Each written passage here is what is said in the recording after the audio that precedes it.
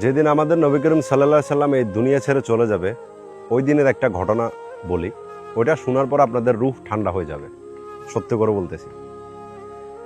যখন উনি অনেক অসুস্থ ছিলেন, ফজরের পরে একটু দেন ওই টাইমে জিবরাইল আলাইহিস সালাম ওনার ঘরে আসলেন। আসার পরে জিবরাইল আলাইহিস সালাম বললেন, হে আল্লাহর রাসূল, আপনার যাওয়ার সময় হয়ে গেছে। মালাকুল মউত অনুমতি চাইতেছে, আপনি বললে সে আপনার ঘরে প্রবেশ করবে। এরপরে নবী করিম সাল্লাল্লাহু আলাইহি সাল্লাম অনুমতি দিলেন এবং মালাকুল মউত ঘরে প্রবেশ করলেন। তখন মালাকুল মউত বললেন, আল্লাহ পাক আমাকে বলছে আমি যাতে আপনাকে সালাম করি, এবং উনি সালাম দিলেন এবং বলছে দুনিয়াতে যত মানুষের রূহ উনি নিয়ে গেছে কখনো কারো অনুমতি চাই নাই, কিন্তু নবী করিম সাল্লাল্লাহু আলাইহি সাল্লামের টাইমে আল্লাহ পাক মালাকুল মউতকে বলছে যাতে অনুমতি নিয়ে নেয়। যদি আসতে চায় তো নিয়ে আসো, যদি থাকতে চায় তো থাক। এটা শোনার পরে নবী করিম সাল্লাল্লাহু আলাইহি সাল্লাম জিবরাইলের দিকে তাকালেন এবং জিবরাইল বলল, আপনার জন্য জান্নাতের দরজা খোলা আছে, ফেরেশতারা পুরো আসমান সাজায় রাখছে। যদি আপনি যেতে চান, আল্লাহ আপনার সাথে দেখা করার জন্য অপেক্ষা করতেছে। এটা শোনার পরে আমাদের নবী করিম সাল্লাল্লাহু আলাইহি সাল্লাম বলল যে আমার উম্মতের কি হবে?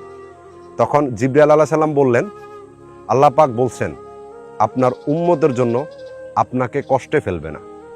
এটা শোনার পরে নবী করিম সাল্লাল্লাহু আলাইহি সাল্লাম অনেক খুশি হলেন এবং মালাকুল মউতকে অনুমতি দিলেন, আমিও আমার রবের সাথে, আমার সৃষ্টিকর্তার সাথে, আমার প্রভুর সাথে দেখা করতে চাই।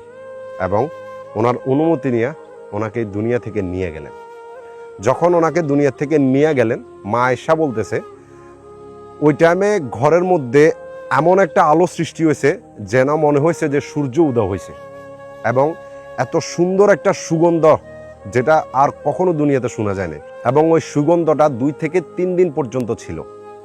যখন নবী করিম সাল্লাল্লাহু আলাইহি সাল্লাম এই দুনিয়া থেকে চলে যাবে, উনি আসমানের দিকে তাকালেন এবং শুধু একটা শব্দ বললেন, আমি আসতেছি আমার সৃষ্টিকর্তার কাছে। সুবহানাল্লাহ!